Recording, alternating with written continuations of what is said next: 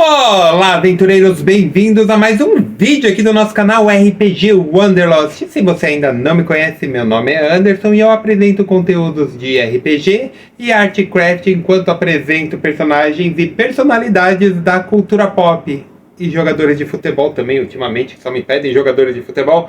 Mas enfim, hoje eu vou apresentar para vocês um modo que eu preparo aventuras de RPG para o meu grupo. Então, se você está começando no RPG, fique atento aí às dicas. Se você já é um veterano, me escreve como você prepara suas aventuras. Esse não é o modo correto, não é o modo certo, porque isso não existe. É só um modo que esse velho mestre se sente mais à vontade para criar aí sua aventura. Essa aventura eu criei para personagens de nível 7 do Old Dragon e deixa eu ver, acho que são 3 homens de armas, um que é dupla classe entre homem de arma e ladino e um ladino. Então, quando eu preparei essa aventura, eu levei isso em consideração. Sempre que você for preparar uma aventura, leve o seu grupo e as habilidades dele em consideração. Eu acho isso uma forma de todos se divertirem, né? E aí explorar as nuances de cada personagem. Essa aventura eu criei um pequeno background para ela, porque ela era uma aventura intermediária, né? Foi o fim de uma saga longa e aí eles pegaram e vão fazer essa aventura para aí dar início a outra saga, né? Ou continuar uma saga anterior. Eles não fecham a aventura, meu grupo não fecha a aventura, eles vão pegando mais e, enfim. Mas vamos lá. Essa aventura eu criei um pequeno background para ela, né? Então, antes mesmo que não tenha interferência deles. Então esquece meu grupo por enquanto. Vamos lá. Essa aventura eu criei sobre um grupo de aventureiros que, enfim, não importa quantos eram, mas importa que tenha 3 membros, né? 3 membros são muito importantes. Um mago, necromante. Peraí, eu sei do clichê, mas peraí. Uma maga X, não importa, e um paladino. Esses eram membros de um grupo com mais, vamos supor, uns 3 ou 4 membros a mais. E esse grupo, eles viveram muitas aventuras, eles se tornaram poderosos em Overhill, e o mago, ele decidiu ir para um caminho mais malvado, um caminho maligno, como a gente espera de um necromante. Ele é o único que vai ter nome nesse grupo, que é o Marbram, né? Na verdade é um sobrenome, é um nome de família. Então, o necromante Marbram, ele se tornou maligno, mas ele tinha um relacionamento com essa outra maga, né? Eles eram um casal. Óbvio que ela não concordava com essa mudança dele. E ele resolveu se tornar um mago recluso. Ele construiu uma torre e lá ele estudou as artes místicas da necromância. Ele se tornou aí maligno e poderoso. Tanto que a área em volta da torre se tornou um pântano. A maldade dele corroeu. E as magias que ele criou eram muito poderosas. Ele escreveu tudo em seu grimório.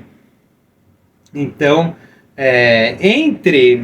no relacionamento dele com essa magra, é um relacionamento conturbado, com muitas indas e vindas, né? Por conta que eles se amavam, mas tinham ideologias diferentes.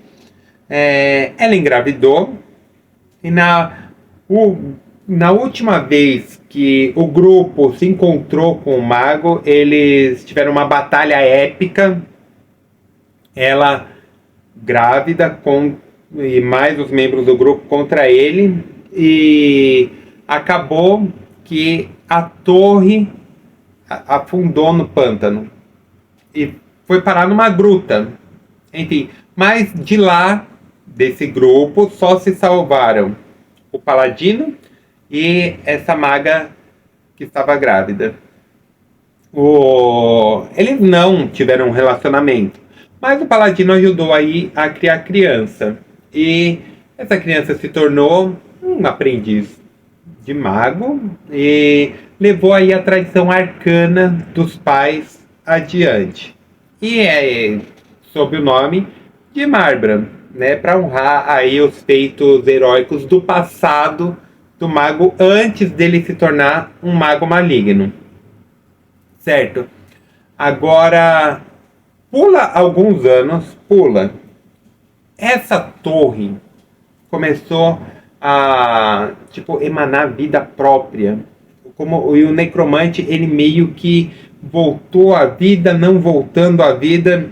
E nisso já tinha passado muitos anos, a criança já tinha crescido e tal. E, enfim, a região ficou meio como um cemitério maldito. Então, os corpos que foram enterrados lá voltaram à vida. Enfim, para adentrar essa câmara que a torre afundou, né? A terra engoliu, o pântano engoliu a torre e ela permaneceu intacta. Para acessar, dava para acessar por uma gruta, né? Uma gruta lá, uns caminhos. Eu vou desenhar esse mapa e vou comentar ele aqui para vocês. Essa gruta chegava até a torre e sempre saía esqueletos, né? Dava um jeito aí dele resgatar esqueletos que foram mortos há muitos e muitos e muitos anos no passado, né? Em algumas eras, e esses esqueletos meio que atormentavam a região. Então muitos aventureiros iam lá tentar derrotar o necromante, que não estava nem vivo, né? Era tipo o espírito do necromante que ainda estava naquela região, naquela torre. Então, vamos lá. E a maior criação, o maior defensor desse necromante é um golem gigantesco de ossos, feito com ossos tipo de elefante, ossos de cavalo, então ossos de criaturas, assim. Então ele tem um formato bizarro, assim, e ele é um golem, ele não é um morto-vivo, né? Ele é um golem feito com ossos. Então, essa gruta já era habitada por uma outra criatura, que é um monstro feito de mofo, bolor, lodo, essas coisas. Enfim. E essa criatura meio que vagava por lá e ela meio que fez amizade com os mortos-vivos, com o golem. E ela gostava aí, né, de ter esses aventureiros vindo enfrentar para devorá-los. Essa que é a real. Então, sempre teve esse movimento de aventureiros para lá, tentar derrotar esse espírito maligno, e não consegui, porque, né, e cada vez que um grupo morria, voltava à vida como defensor do local. Até que teve um grupo de aventureiros muito poderoso que tomou a tarefa para si e conseguiu aí invadir a torre. Só que apenas um enfrentou o espírito do mago. Os outros, eles pereceram em batalha. Então, esse daí era um clérigo de uma deusa benevolente, Europa, que é a deusa do amor e dos aventureiros. Ele conseguiu aí enfrentar o necromante, meio que neutralizar que novos mortos-vivos fossem criados, a não ser aqueles que já estavam no local, que eles não derrotaram. Eles meio que esquivaram tudo e chegaram no mago. Só que para proteger a região, esse clérigo, no seu último sacrifício, ele segurou a raiz de uma árvore e emanou toda a sua energia, toda a sua magia boa ele mandou para essa árvore. Então essa árvore não deixava os esqueletos saírem, né? Tocar o ar que essa árvore purificava. Então os esqueletos estavam presos nessa gruta. Só que esse mago também ficou preso a essa magia. Esse clérigo ficou preso a essa magia. E ele ficou emanando essa energia boa, essa energia vital para essa árvore. Muitos e muitos anos depois, a região virou um assentamento de meio-elfos. E eles deram o nome de Brennen. Brennen. Eu queria um nome que seria parecido com cerveja, assim, né? Então, Brennen. E eles perceberam que era uma região que tinha uma vibe muito boa por causa daquele clérigo segurando a raiz da árvore. Tinha uma vibe muito boa, eles se sentiam bem dispostos, eles vinham aí de uma série de opressão que meio elfos sentem, né? Por não ser nem humanos nem elfos, não ser nem por elfo nem por humano, então eles resolveram se juntar nesse assentamento que virou uma pequena vila e eles se sentiam muito bem, né? Imagina você se você dormir 10 horas e tiver uma alimentação saudável e fizer exercícios físicos e não tivesse que trabalhar. É assim que eles se sentiam, né? Tipo, extremamente bem dispostos, extremamente bem com a vida. Então, eles gostaram muito desse local e ficaram lá durante alguns anos. Quando eles começaram a ser atacados por esqueletos. E só que esses esqueletos, eles eram estranhos, eram diferentes de mortos-vivos normais. Mortos-vivos normais. Enfim, eram diferentes de outros esqueletos. Então, levando aí em conta um mundo de fantasia. Quando eles derrotavam esses esqueletos de ossos marrons, terrosos, eles viravam um pozinho lá, tipo Thanos, assim, sabe? Quando deu blip, que as pessoas viraram um pozinho, viravam meio que pozinho, essas poeiras saíam voando. E os ataques eram constantes, eles conseguiam derrotar, mas vez ou outra um acabava perecendo, tudo, e eles ficaram preocupados, eles foram pedir ajuda para os paladinos de Ágrias, porque sempre, né, tem sempre os paladinos de Ágrias são chamados assim quando precisa, né? Eles têm essa fama de ajudar quando alguém tem problemas.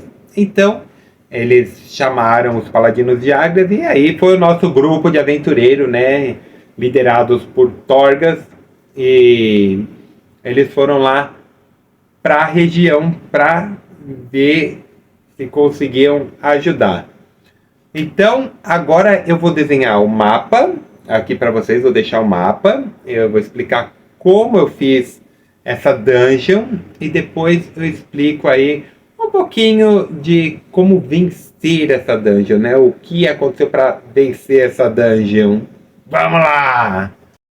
Então vamos lá. Eu gosto muito de desenhar a dungeon, né? Então eu vou, obviamente, fazer o desenho dessa dungeon para os meus aventureiros aí, né? Que foram chamados para proteger Brennen, né? Para ajudar nesse embate aí contra os mortos-vivos, que, enfim, terrosos que estão enfrentando aí os meio-elfos. Então, eu gosto muito de desenhar porque isso me ajuda bastante a visualizar para onde eu quero que os aventureiros vão.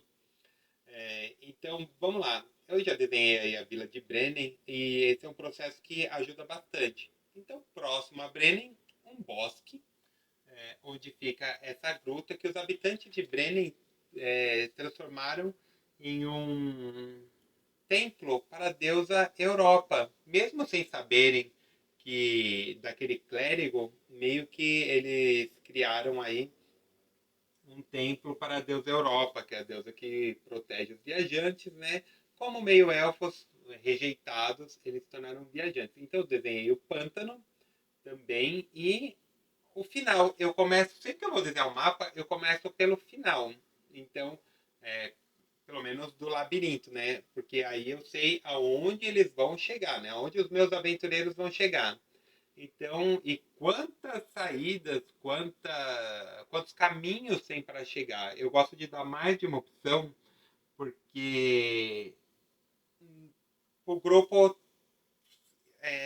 ter a sensação, não é ter a sensação, eles têm a escolha deles, né? Então, normalmente eu faço um caminho mais curto, rápido de chegar a, ao destino final, e um caminho mais longo, mais penoso e um médio. Eu acho que são três maneiras bem bacanas aí de chegar ao destino, sem fazer só caminhos longos. E eu gosto também de fazer esses mapas com é, que dá a possibilidade deles voltarem para onde da onde eles vieram. Então, se eles não marcam o caminho, realmente eles acabam voltando para de onde eles vieram. E acabou acontecendo, gente. Nessa aventura, o grupo resolveu se dividir e eles chegaram aí no. Eles voltaram para a entrada da gruta. Então, eu gosto de criar caminhos estreitos quando é embaixo da terra, com bolsões. Eu acho esses bolsões muito legal porque aí o combate não fica tão estreito. Eu acho que para um combate em que grupos de aventureiros passaram já por essa dungeon e pararam nessa dungeon por algum motivo, né, morreram, esses bolsões ficam aonde eles morreram, o que faz sentido, né? Eles tentam aí procurar uma saída e acaba levando o combate para onde tem mais espaço para lutar. Então, o se os nossos aventureiros, as pessoas que estão participando da aventura, chegam nesses bolsões, vai ter um combate ou alguma coisa. Eu coloquei esses bonequinhos em preto, que eles são os aventureiros que foram derrotados. Então, aí está o número de cada grupo de aventureiros. Então, aí nesse grupo, por exemplo, tinha 6 aventureiros. Então, esses 6 aventureiros, eles são esqueletos mais difíceis de enfrentar. Eles têm aí uma arma não muito boa, mas uma arma é, mais adequada para o combate do que os habitantes ou pessoas que acabaram entrando lá e foram mortos. Então eu desenhei a localização da torre e depois um, é, uma versão maior da torre para ter aí uma visão melhor de como ela é por dentro. E aqui eu criei o Golem perto da torre. O Golem é tipo o guardião da torre. Eles só vão conseguir entrar nessa torre se derrotarem o Golem. E de cinza eu desenhei os esqueletos comuns, que são pessoas que estavam carregando os itens do grupo, ou os elfos, ou meio-elfos que entraram lá em algum momento, e que pode ser até pré-Marbran, né? Pode ser até uma exploração aí que aconteceu antes daquele necromante estar lá. No último andar eu coloquei que tinham 6, né? Dessas pessoas comuns e o vilão final. Ó, nesses itens está assim, num baú tem um pergaminho com 2 cargas de relâmpago, em outro tem uma armadura completa de mitral, no outro tem uma arma mágica 2 de 8 mais 2, uma espada de prata, e no último andar da torre tem uma arma do clérigo, que é um mangual 2 de 12 mais 2. Então, tem bastante item aí, tem pelo menos 4 itens bacanas para os aventureiros pegar. Eu gosto de colocar itens e meus aventureiros quase nunca encontram os itens que eu deixo, né? E agora estou revelando para eles o que tinha aí em cada baú desse. Então, eu acho que quando eles verem esse vídeo, eles vão ficar um pouco frustrados, mas, enfim, não acharam, acharam só 2 itens. A armadura completa de Mitral vai continuar lá para sempre e eles não vão saber que ela realmente estava lá. E aí eu coloco mais alguns inimigos, porque eu acho interessante, eu acho que eles dão conta. Será que dão conta? Então, vamos lá, vamos ver como vai ser essa aventura. Eu já mestrei, e é isso. Bom, agora que vocês viram como eu montei aí o mapinha para eles, a intenção do grupo é que eles não se separem e passem aí pelos desafios. Eu não sei se eles vão enfrentar o monstro que eu de musgo, eu não sei onde eu vou colocar ele aí na aventura, né? Provavelmente, se tiver muito fácil, eu vou colocar ele no caminho deles, não importa por onde eles passem, né? É um monstro grande, então provavelmente será num bolsão ou numa área grande, né, do mapa. E, obviamente, eles vão ter que passar aí pelo Golem de Ossos. Então, quando eu preparo esse tipo de aventura, é uma armadilha, porque eu preparo para eles não se separarem, mas eu fico esperando eles se separarem, porque cobre uma área maior, eu entendo, né? E é isso. Essa parte está finalizada. Qual é o ponto dessa aventura? Eles estão ajudando aí um grupo, né, um assentamento de meio-elfos. Então, óbvio que vai ter gente lá que são guerreiros, tem aí alguma habilidade. Naquele templo de Europa, eu criei um clérigo chamado Milanki.